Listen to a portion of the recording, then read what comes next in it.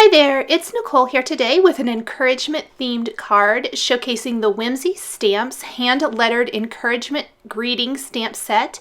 I've paired it with a sketched elephants stamp and also the hand-stitched rectangles dies. To start my card, I'm going to use the second largest hand-stitched rectangle and die cut it from some watercolor cardstock. I'm going to be watercoloring the background and doing a little embossed resist for the greeting from the hand-lettered encouragement stamp set.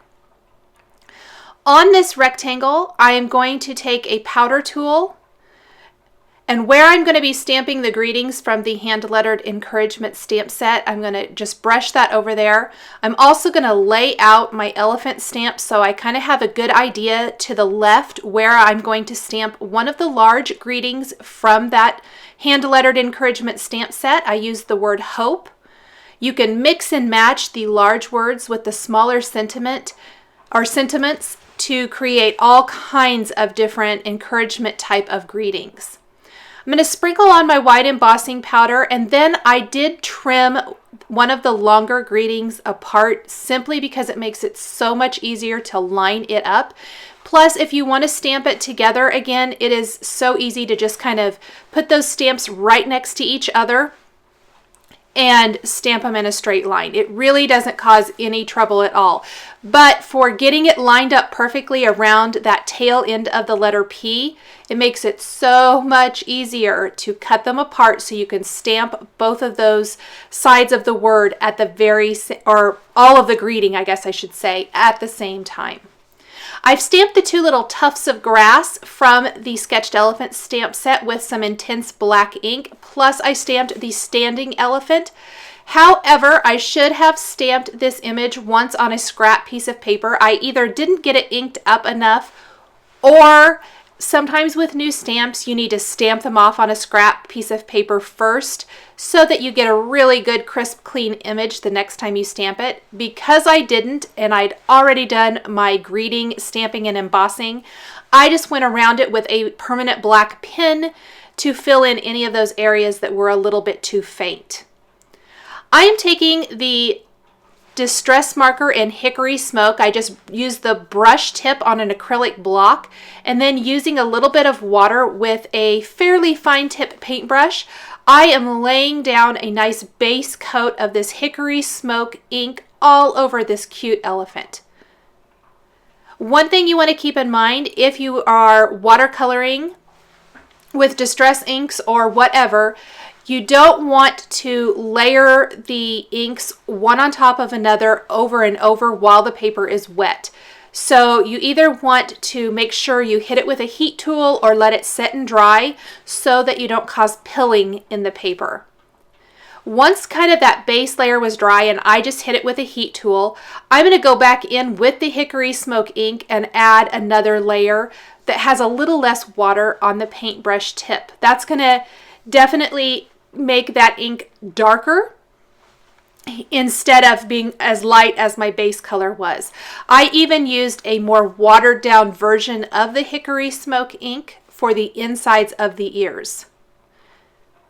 So I'm just going around some of those areas that would naturally be darker and then blending them out with a little bit of water if they get too dark or too defined. And I'm going to keep doing this as I build up the color for this elephant. This Hickory Smoke Distress ink is really just the perfect color. I absolutely love it. Now I'm going in and adding even darker areas of the Hickory Smoke just to give even more definition. Now I had to leave partway through coloring this, so I let it just sit and air dry. When I came back, I was able to add some more detail. I'm using a little salty ocean to color in the sky around the elephant. Also, this is where the embossed resist comes in. Where I've stamped and embossed the greeting, it's going to resist the ink and start showing up. So you can see that the greeting is starting to kind of pop from the background. I like to go in with a light coating of the ink first. So I'm just going all the way around the elephant and the sky. I did not take the ink clear to the edge of the paper. I kind of kept it within that stitching line, but you could if you wanted to. Then I definitely darkened it up along the bottom where the greeting was, and I colored in some of the grass with Twisted Citron and Mowed Lawn Distress inks. For the insides of the ears and the cheeks, I forgot to turn my camera on, but I did take a little picked raspberry distress ink and really watered it down because I didn't want it to be too bright. I added some little circles of pink on the cheeks of the elephant and very, very, very light watered down picked raspberry ink on the insides of the ear over that hickory smoke. Plus I kind of blended it out. I did not want it to be a deep dark pink for this one. I just wanted it to be something very subtle. I'm still working on the sky. I like to skip around a little bit and let parts air dry if at all possible, and then I can always go back in and add additional color or layers.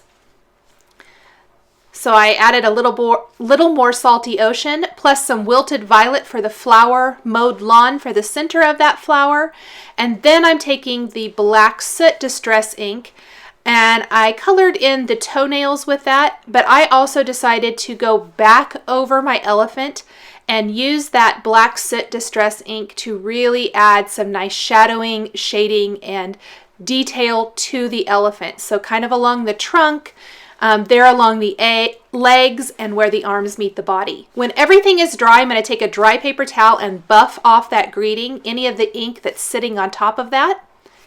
So it's nice and crisp white embossed greeting. I added a black gel pen to the eyes on the elephant, and then I'm going to take a white gel pen and add some cute little dot detail to the cheeks on the elephant. Gives it a fun little whimsical touch. I'm going to take some Simon Says Stamp slate gray cardstock, and I'm going to use both the largest and second largest hand-stitched rectangle dies from Whimsy Stamps and die cut those together to create a frame. What this is going to create is I'm actually going to just set aside that middle piece for another project and use that frame piece to do an inlay. It's going to be a really flat card, which makes it so easy to send through the mail. So I'll just pop that out and set that aside, and I'll insert my watercolored panel with the greeting and the elephant. I'm going to take a side fold card base from Simon Says Stamp and put some nice strong adhesive all over the surface of this panel using the Glue Glider Pro Permatack adhesive. I'll go ahead and attach my frame first, which that largest hand-stitched rectangle is actually A2 sized, so it perfectly fits the front of an A2 sized card. Then I'll take my watercolor panel and insert that for that inlay.